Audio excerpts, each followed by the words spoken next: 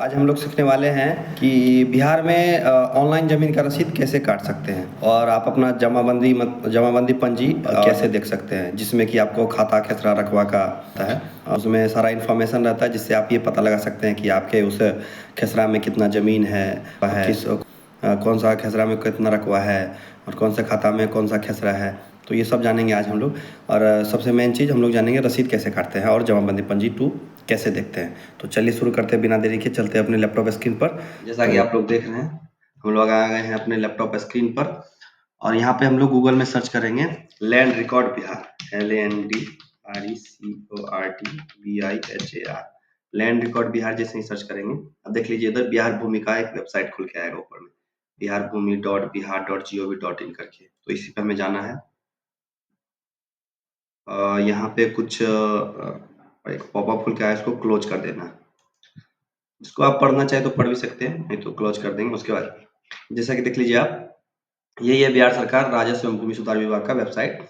आप यहाँ से आप अपना जमीन का रसीद कटवा सकते हैं, अपना जमाबंदी पंजी देख सकते हैं, अपना दाखिल खारिज के लिए अप्लाई कर सकते हैं। जमीन विभाग से जुड़े लगभग सभी काम यहीं से आप कर सकते हैं।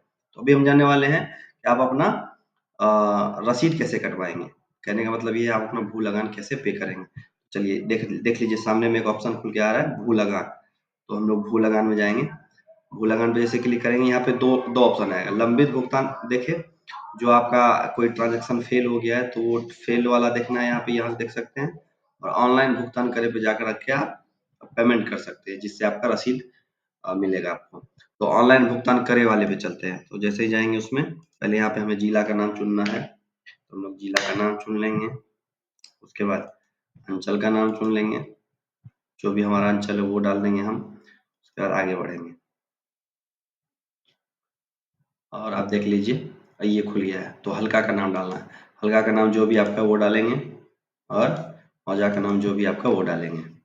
तो अगर आपको ये नहीं पता है कि हल्का और मौजा क्या होता है, तो आप किसी ऐसे लोगों से पूछ सकते हैं जिसको जमीन विभाग में कोई जानकारी हो, या नहीं तो आप अपने घर में देख लीजिए, या फिर किसी के पास अगर पुराना नक्शा हो या फिर कोई भी नक्शा हो, तो नक्शा में जाकर आप देख सकते हैं कि आपके पंचायत का या आपके गांव का मौजा नंबर क्या है, मौजा क्या है। तो हमारे पंचायत का मौजा ये है और उसका नंबर 321 है। तो चलिए हमने डाल दिया इसमें, ये आपके सामने खुल भी जाएगा। तो ये हमने डाल दिया है। उसके बाद अभी आप यहाँ पे 4-5 चीजें हैं जिनसे आप सर्च कर सकते हैं अपने जमीन के बारे में। भाग वर्तमान से भी सर्च कर सकते हैं, पृष्ठ संख्या से भी सर्च कर सकते हैं। अगर आपको कुछ नहीं पता है तो रैयत के नाम से भी ढूंढ सकते हैं, या अगर आपको प्लॉट नंबर पता है तो उससे खोज सकते हैं। प्लॉट नंबर मतलब खेसरा, खेसरा नंबर से भी आप अपने जमीन के बारे में जानकारी ले सकते हैं और रसीद करा सकते हैं। कोई भी जानकारी अगर आपके पास है, तो किसी भी तरीके से अगर जानकारी आपने इकट्ठा किया है, कोई भी जानकारी, उसे आप खोज सकते हैं। खाता नंबर हो या जमाबंदी संख्या हो। जमाबंदी संख्या क्या है ये हम आगे बताने वाले हैं। तो अभी हम लोग सर्च कर लेते हैं खाता नंबर से। तो हम लोग खाता नंबर से सर्च करेंगे। तो एक खाता है हमारे पास 46। तो हम लोग 46 खाता सर्च कर लेंगे और जो यहाँ पे कैप्चा है वो डाल देंगे और सर्च करेंगे, खोजे करेंगे। एक्चुअली यहाँ पे कुछ खुला नहीं, सुरक्षा कोड गलत था, सॉरी। तो फिर से खोज करेंगे और देख लीजिए ये नीचे में खुल के आ गया। यहाँ पे देख लीजिए रैयत का नाम आ रहा है, खाता संख्या आ रहा है, भाग वर्तमान आ रहा है, पृष्ठ संख्या वर्तमान आ रहा है, जमाबंदी संख्या आ रहा है और ये कंप्यूटरीकृत जमाबंदी संख्या ये भी आ रहा है यहाँ पे। तो आप इस तरीके से सर्च कर सकते हैं। देख लीजिए ये जैसे कि है ये आप इस रैयत का हम खोलेंगे तो देखे वाले ऑप्शन में जाएंगे। यहाँ पे देख लीजिए, देखे पर क्लिक करेंगे तो हम लोग इसके अंदर चले जाएंगे। अब यहाँ पे ऊपर से देख लीजिए, ये पंजी 2 विवरण भी है और साथ में यहीं से आप रसीद के लिए पेमेंट भी कर सकते हैं। अब अपना जो भी लगान कटाएंगे, लगान का पेमेंट करेंगे, उसके बाद आपको रसीद मिल जाएगा। तो पंजी 2 विवरण में जैसा कि यहाँ पे आपको दिख रहा है, रसीद काटते हैं, कैसे काटा जाता है रसीद देखते हैं सब कुछ। नीचे देख लीजिए रैयत का नाम, उनके पिता का नाम। एक चीज का ध्यान रखेंगे, जब भी आप रसीद काटने जाएंगे किसी का, तो एक बार पहले वाले विवरण से इसको मिला लेंगे कि पहले जो भी रसीद कटा हुआ है, या ऑफलाइन हो या ऑनलाइन हो, उससे उनका खाता नंबर से मैच कर रहा है कि नहीं, प्लॉट नंबर मैच कर रहा है कि नहीं, रकबा सब कुछ मैच कर रहा है कि नहीं, कुल रकबा का जोड़ आ रहा है कि नहीं। क्योंकि कभी-कभी ऐसा होता है ना कि कुछ-कुछ टेक्निकल एरर की वजह से गड़बड़ी रह जाती है, तो उसको पहले आपको सुधार करवाना होता है, तभी आप काटेंगे, क्योंकि कट जाने के बाद प्रॉब्लम हो सकता है हालाँकि कटने के बाद भी अगर आप सुधार करवाते हैं तो कोई दिक्कत नहीं है, लेकिन पहले करवा लें तो ज़्यादा बेहतर है। तो जैसा कि आप लोग देख रहे हैं इसका पहले भी रसीद कटा हुआ है, तो पहले जो भी रसीद कटेगा वो भी दिखेगा आपको। ये रसीद काटा गया है 28/9/2024 को। तो ये यहाँ पे आप देखे पे क्लिक करके वो पुराना वाला रसीद भी आप प्रिंट आउट कर सकते हैं। यहाँ प्रिंट पे जैसे क्लिक करेंगे ये प्रिंट आउट हो जाएगा। तो चलिए हम लोग अभी रसीद नया वाला काट के देखते हैं कि तो अभी देख लीजिए यहाँ पे 980 रुपये भुगतान करने को आ रहा है। इसमें पर साल 980 रुपये लग रहा है। तो चलिए यहाँ पे पहले रिमीटर नेम डाल देंगे। तो कुछ भी नाम डाल सकते हैं, आप अपना नाम ही डालें जो पेमेंट कर रहे हैं और यहाँ पे फ़ोन नंबर डाल देंगे। उसके बाद एड्रेस डाल देंगे, जो भी आपका एड्रेस है और उसके बाद नीचे जाएँगे, ऑनलाइन भुगतान पर क्लिक करेंगे। तो उससे पहले यहाँ पे कुछ टर्म्स एंड कंडीशन एक्सेप्ट कर लेंगे। उसके बाद ये जो पॉपअप खुल के आ रहा है आपको, एक चीज़ का ध्यान रखेंगे, आप इसका फ़ोटो रख लेंगे या फिर स्क्रीनशॉट रख लेंगे। क्योंकि अगर हो सकता है कि आपका ट्रांज़ैक्शन फ़ेल हो जाए, तो आपसे भुगतान संख्या और ट्रांज़ैक्शन आईडी माँगा जाएगा और तभी आपको ये नहीं मिलेगा तो दिक्कत हो सकता है। इस वजह से ध्यान रखें कि इसका फ़ोटो या स्क्रीनशॉट आप अपने पास रखें। उसके बाद ओके करेंगे, फिर इसी पेज पे आएँगे, ऑनलाइन भुगतान करे पर फिर से क्लिक करेंगे और ये देख लीजिए please enter your 10 digit mobile number. हालाँकि मोबाइल नंबर हमारा गलत हो गया था, तो एक बार मिला लेते हैं। चलिए, मोबाइल नंबर हमने डाल दिया है। फिर से क्लिक करते हैं ऑनलाइन भुगतान करे पे। देख लीजिए ये ई-रिसिप्ट खुल जाएगा यहाँ पे। तो जैसे ई-रिसिप्ट खुल जाएगा, यहाँ पे हम लोग ई-पेमेंट पर क्लिक करेंगे, नीचे जाके देख लीजिए। ये online government receipt account system है, OGRAS। तो यहाँ पे जाएगा, इधर क्लिक करना है। इधर कहीं पे कुछ आपको डालना नहीं है। बैंक नेम सेलेक्ट करेंगे, जिस बैंक के पेमेंट गेटवे के थ्रू आप करना चाहते हैं उसका बैंक नेम डालेंगे। जैसे कि हमने डाल दिया स्टेट बैंक ऑफ इंडिया और सबमिट करेंगे। आप ही पेमेंट ही करेंगे। देख लीजिए यहाँ पे खुल गया, यहाँ पे यूपीआई का ऑप्शन है। यूपीआई पर क्लिक करके ये देखिए नीचे जाएंगे, यहाँ क्यूआर कोड आएगा। क्यूआर कोड पे जैसे क्लिक करेंगे ये आपके सामने क्यूआर कोड खुल जाएगा। इसको क्यूआर कोड को आप पेमेंट करके आप अपना ट्रांजैक्शन कंप्लीट कर सकते हैं। जैसे ही पेमेंट करेंगे ये ऑटोमेटिक आपको लगान रसीद वाले पोर्टल पे लेके चला जाएगा और वहां से आप अपना लगान रसीद चेक कर सकते हैं। जैसे कि अभी हमने पेमेंट नहीं किया क्योंकि अभी हमें नहीं काटना रसीद। जैसे कि यहाँ पे देख लीजिए पुनः खोज करेगा ऑप्शन आ गया, बैक होकर के वही आपका अगर ये पेमेंट कंफर्म हो जाता तो यहाँ पर लगान रसीद देखे का ऑप्शन आ जाता। तो यहाँ पे जैसे ही आप क्लिक करते लगान रसीद देखे पर आपका रसीद खुल जाता। हालांकि अभी हमने पेमेंट नहीं किया है इसलिए ये फेल हो गया।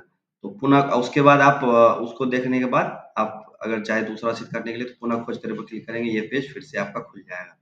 तो दोस्तों आप लोग सीखे कैसे लगान रसीद काटते हैं ऑनलाइन। और चलिए हम अब दूसरा सीखने वाले हैं जमाबंदी पंजी कैसे देख सकते हैं। हालांकि ये भी जमाबंदी पंजी ही है, लेकिन ये रसीद काटने के लिए है प्रॉपर। तो आप जमाबंदी पंजी के लिए देख लीजिए भू लगान के बगल में ही जमाबंदी पंजी देखे वाला ऑप्शन है, वहां पे जाएंगे और जैसे ये खुलेगा यहाँ पे आपको जिला का नाम डालना है, यहाँ पे आपका अंचल का नाम डालना है और यहाँ पे आपके हल्का का नाम डालना है। यहाँ पर मौजा डाल देंगे, जो भी आपका मौजा है। उसके बाद आप किसी भी चीज़ से सर्च कर सकते हैं, हम प्लॉट नंबर सर्च कर सकते हैं। जैसे कि हमने अभी खाता सर्च करा था, सेम उसी खाते के ज़मीन का कोई एक प्लॉट नंबर हम डालेंगे यहाँ पर। तो देख लीजिए हमें जो है लिख के आ जाएगा। खेसरा से भी हम लोग सर्च कर सकते हैं, मतलब प्लॉट नंबर से भी सर्च कर सकते हैं। तो 437 हम कैप्चा डाल देंगे, उसके बाद प्रोसेस करेंगे। ये देख लीजिए नीचे खुल के आ गया, सेम वही रैयत है, वही खाता संख्या है, सब है।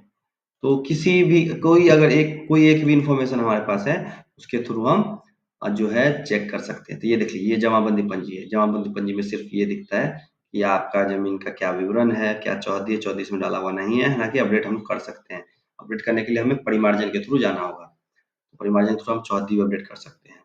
ठीक है, उसके बाद यहाँ पे जो खाता खेसरा रखा हुआ है सब दिख रहा है हमें।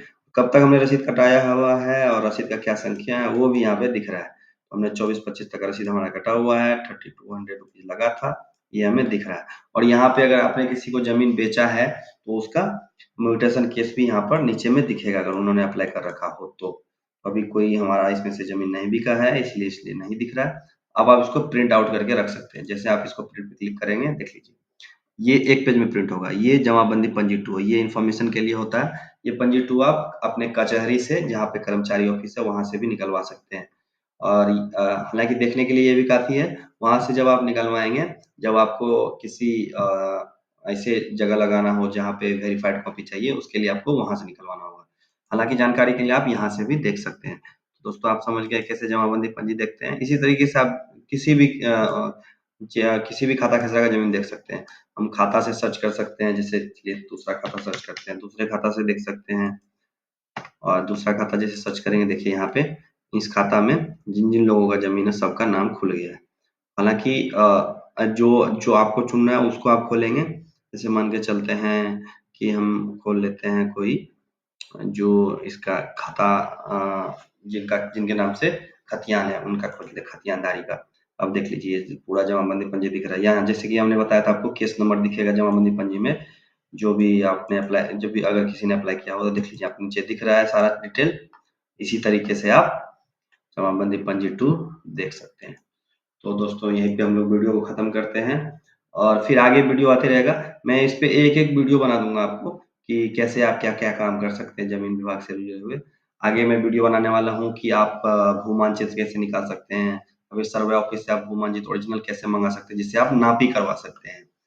और बहुत सारी चीज़ें जैसे ऑनलाइन दाखिल-खारिज के लिए आवेदन कैसे करते हैं, निबंधन कार्यालय से कोई पत्र निकलवाना हो वो भी निकलवा सकते हैं, एसएमएस अलर्ट डालना चाहते हैं अपनी ज़मीन में वो भी कर सकते हैं, दाखिल-खारिज में अगर कोई दिक्कत आ रही है तो वो भी देख सकते हैं।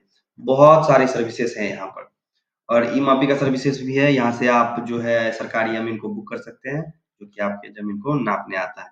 तो सारा चीज़ है, परिमार्जन प्लस है, यहाँ पे से आप ये कर सकते हैं कि जैसे आपके जमाबंदी में कोई गड़बड़ी आ गया है या फिर रसीद काटने में देख रहे हैं कि आप खाता खसरा रकबा में कुछ दिक्कत है, तो उसको भी आप सुधार करने के लिए परिमार्जन प्लस के तहत जा सकते हैं।